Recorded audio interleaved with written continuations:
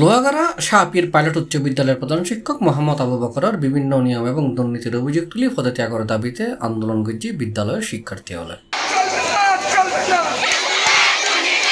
আগস্টের 25 তারিখ সকাল 10টায় শাহপীর পাইলট উচ্চ বিদ্যালয়ের ছাত্র আন্দোলনের ব্যানারে বিদ্যালয় প্রাঙ্গণত মিছিল এবং সমাবেশ করছে শিক্ষার্থী হল।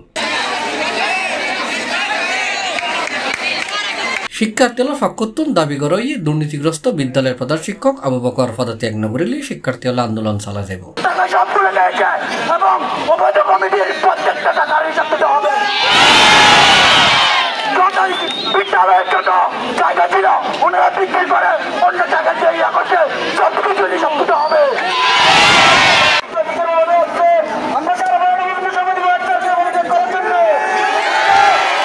আন্দোলনরত শিক্ষার্থীর উদ্দেশ্য উপজেলা শিক্ষা অফিসার নুরুল ইসলামে হয়ে আন্দোলন কখনো পিছা যায় না।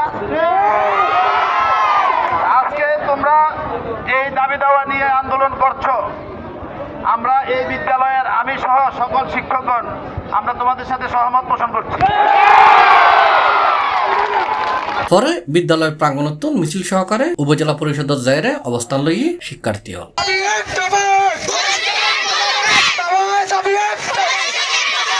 C+ চট্টগ্রাম।